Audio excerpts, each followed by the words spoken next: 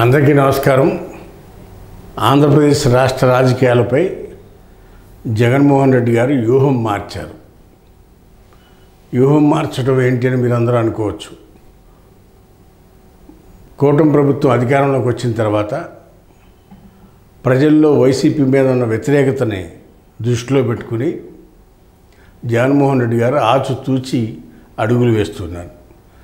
దాంట్లో మొదటి భాగంగా నియోజకవర్గాల్లో కొంతమందిని ఎలక్షన్స్ పూర్వం ఒక 80 మంది ఎమ్మెల్యే అభ్యర్థుల్ని ఇక్కడ వాళ్ళని అక్కడికి అక్కడ వాళ్ళని ఇక్కడికి మార్చి ఎలక్షన్స్కి వెళ్ళటం వలన ఆ ప్రయోగం ఫెయిల్ అయింది. అందుకని దాన్ని దృష్టిలో పెట్టుకుని మళ్ళా నియోజకవర్గాలకి ఇన్ఛార్జీలుగా కొత్త వాళ్ళని వేయటము, ఎక్కడ వాళ్ళని అక్కడికి సరిచేసే కార్యక్రమం మొదటి ప్రయత్నంలో జరుగుతూ ఉంది. అది అంతర్గతంగా జరిగే వ్యవహారం, అది జరుగుతూ ఉంది. నియోజకవర్గాలకు సంబంధించిన ఇన్ఛార్జీలను నియమించి వాళ్లే భవిష్యత్తులో ఎలక్షన్ క్యాంపెయిన్కి వెళ్ళే విధంగా, ఎలక్షన్లో ఫేస్ చేసే విధంగా ఆలోచించి 1-2 సార్లు నియోజకవర్గ ఇన్ఛార్జిని నియమించడం జరుగుతూ ఉంది. అది ఒక ప్రక్రియ. ఇకపోతే 2, కూటమి ప్రభుత్వంలో ఇచ్చిన సూపర్ 6 హామీలు అమలు జరపకుండా వాళ్ళు టైం కాలయాపన చేయటము, ప్రజల్లో అసంతృప్తి పెరుగుతుంది. ఇటీవల కాలంలో జగన్మోహన్ రెడ్డి గారు జిల్లాల పర్యటన చేస్తాను, జనవరి తర్వాత అని, మార్చి తర్వాత అని 2-3 సార్లు డేట్లు కూడా ఇవ్వటం జరిగింది. అయితే ఆయన ఆలోచన ఎలా ఉందంటే, తెలంగాణలో కనుక కేసీఆర్ ఎలా మౌనంగా దాల్చి ప్రజలకు దూరంగా ఆయన సొంత వ్యవసాయ క్షేత్రంలో వ్యవసాయం చేసుకుంటా కాలక్షేపం చేశాడు, అదేవిధంగా ఇక్కడ జగన్మోహన్ రెడ్డి గారు కూడా వారానికి ఒకసారి బెంగళూరు నుంచి వచ్చి పార్టీ నాయకుల్ని చైతన్యపరిచి జిల్లాల వారీగా సమీక్షలు పెట్టి మోటివేట్ చేసి ప్రజాక్షేత్రంలో ఇన్ఛార్జీలందరినీ పనిచేయమని చెప్పి ఆయన మోటివేట్ చేస్తూ ఉన్నారు. ఆ విధంగా ఒక కార్యక్రమాన్ని రూపొందించి దాన్ని ఇన్ఛార్జీలని, జిల్లా అధ్యక్షుల్ని ప్రజల్లో పనిచేయమని చెప్తూ ఉన్నారు.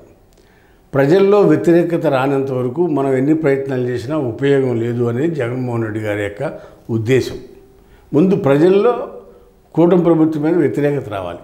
కూటమి ప్రభుత్వం సూపర్ 6 అనే హామీలు, అలవి కాని హామీలు ఇచ్చి అవి చేయలేక ఇవాళ 10 నెలలు అయినా కానీ తల్లికి వందనం చేయలా, రైతు భరోసా చేయలా, ఫ్రీ బస్సు చేయలా, మహిళలకు 1500 ఇస్తున్నారు, అది ఇంతవరకు ఇవ్వలా. ఈ సూపర్ 6లో ఈ 4 పథకాలకి తిలోదకాలు ఇచ్చారా, ఇస్తారా, ఇవ్వరా అనే దాని మీద ప్రజల్లో చర్చ జరుగుతూ ఉంది. ఇప్పుడు ప్రజల్లో చర్చ రావాలి, ప్రజల్లో అసంతృప్తి రావాలి, వచ్చే వరకు వెయిట్ చేద్దామనేది జగన్మోహన్ రెడ్డి గారి ఆలోచన.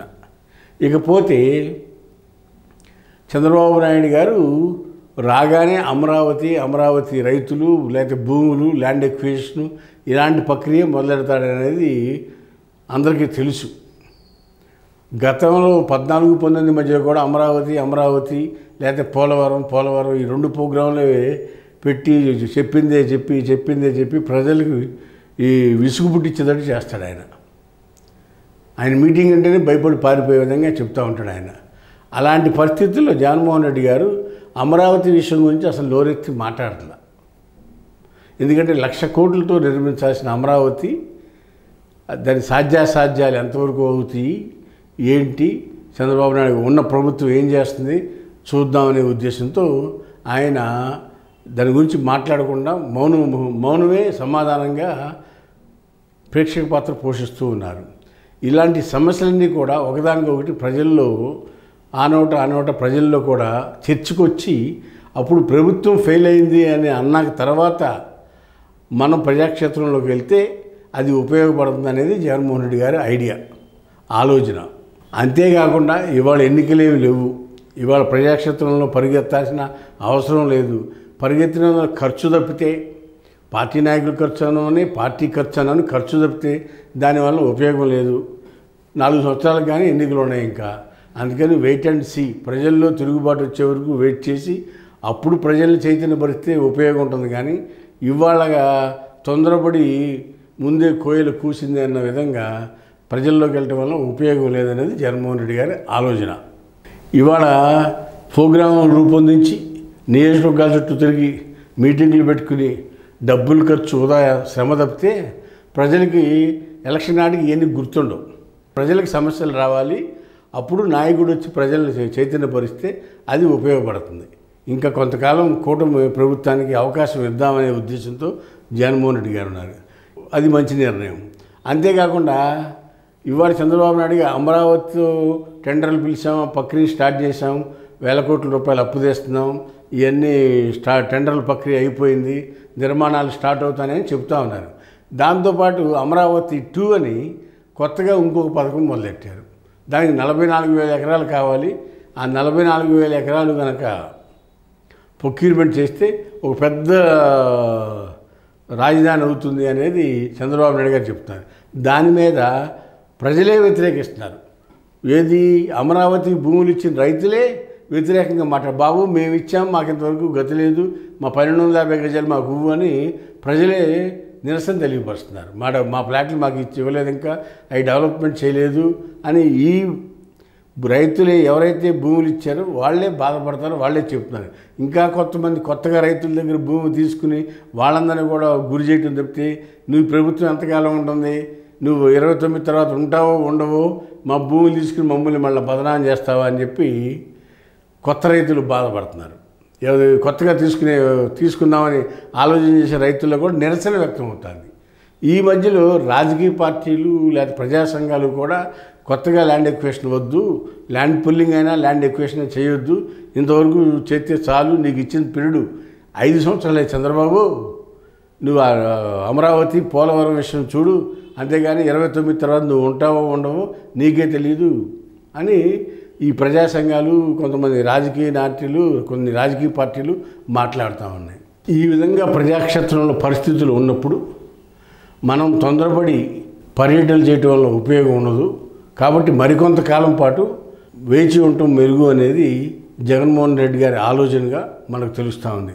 ఇంకొంతకాలం పాటు జగన్మోహన్ రెడ్డి గారు ప్రజాక్షేత్రంలోకి వచ్చే అవకాశం లేదు అనేది మనకున్న సమాచారం. అంటే ప్రజాక్షేత్రం అంటే అందుబాటులో ఉంటారు, తాడేపల్లి అందుబాటులో ఉంటారు తప్పితే రోజు విజయవాడ, గుంటూరు, వైజాగ్ ఏదైనా ఇబ్బందులు ఉన్నప్పుడు కార్యకర్తలకు ఏమైనా ఇబ్బంది అయినా లేకపోతే సమస్యలు వచ్చినా ఏదన్నా జరగని సంఘటనలు జరిగితే వాటిని వెళ్ళి పరామర్శిస్తారు. ఆ పరామర్శలు తప్పితే ఈ ఉన్న ప్రభుత్వం మీద వ్యతిరేకంగా గళమెత్తి మాట్లాడే పరిస్థితి ఇప్పుడు వద్దు అనేది జగన్మోహన్ రెడ్డి గారి ఆలోచనగా మనకు తెలుస్తూ ఉంది. అంతేకాకుండా కూటమి ప్రభుత్వానికి మేము ఇంతకాలం టైం ఇచ్చాము, వాళ్ళు ఏం చేయలేకపోయారు లేదా చేశారు అని చెప్తా కూడా మనం టైం కావాలి అనేది ఉద్దేశం.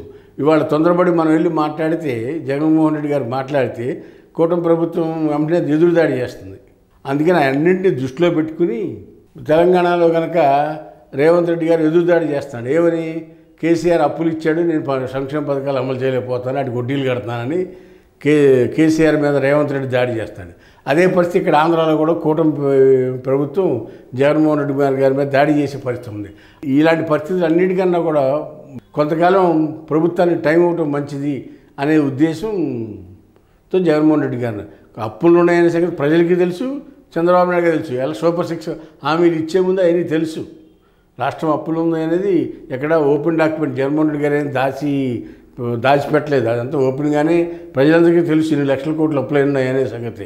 కాబట్టి ఇవన్నీ తెలుసు. కాబట్టి కొద్దికాలం వెయిట్ చేసి ప్రజల్లో వ్యతిరేకత స్టార్ట్ అయినాక జగన్మోహన్ రెడ్డి గారు ప్రజాక్షేత్రంలోకి రావాలని నిర్ణయించుకుంటున్నట్టు తెలుస్తుంది.